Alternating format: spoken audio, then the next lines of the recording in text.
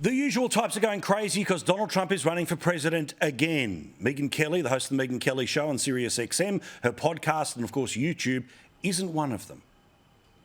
And my take on it, Paul, is that everybody just needs to calm down. Like, it's both sides have lost their minds a little bit on this. Like, the anti-Trump side, pro-DeSantis, they're apoplectic about the fact that he's going to run again. He lost in 2020. He cost seats in 2018. He cost seats in 2022. He needs to exit stage left. You know what?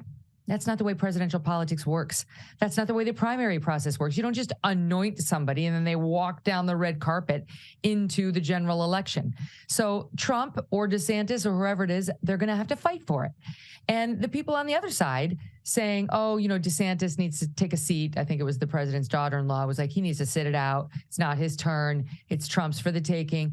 That's wrong, too. They should both go in there, two 800-pound gorillas, two silverbacks ready to go and fight it out. That's the way politics works in America. Enjoy. Trump's also supremely entertaining and will get more earned media than anybody else ever will or has, right? He's going to go out there. Everything he says makes news. They love to talk about him. He's interesting. He's dynamic. He's controversial, to be sure, but he's exciting to talk about and to cover. That's not going to change. Only his detractors are writing pieces like, he's boring now. Yeah. He's not going to be boring. It's not new, that's true, but it certainly hasn't led to other news networks deciding not to cover him when he lifts his little pinky. I mean, he still has them wrapped around it. So I think he still will earn media, way more than DeSantis will. And the thing about DeSantis is, I think he'll try to go high road. That's what he's done so far. Tonight, he issued some sort of a statement saying, when you're leading and you're winning, you know, people attack you. I'm used to it. Didn't mention Trump by name. Smart. But sooner or later, the gloves are going to come off. He's going to have to go after him directly. And he's in a precarious spot because he needs the Trump voters. Those voters are not Republicans.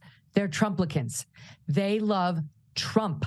He got them off of their couch for the first time in years to get down to the ballot box and vote. They're not part of the Republican Party. They're not just going to meander over to DeSantis because he's the latest, sexiest flavor. They love Trump. So he can't go too hard after Donald because he can't afford to lose them. And this is assuming he can get past Trump for the nomination. He needs them in his corner to win in a general. But that's a big assumption that he can get past Trump in the primary.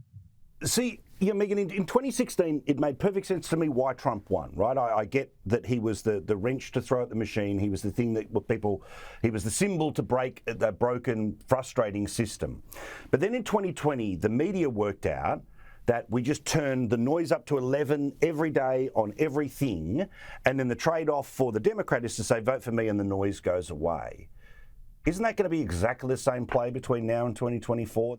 Oh, yeah. I mean, I could easily argue why Trump is not the best choice to win the general election. He's clearly the candidate that the media and the left wants. They want him more than DeSantis, though they will Trumpify DeSantis or anybody else who gets it beyond Trump in a minute.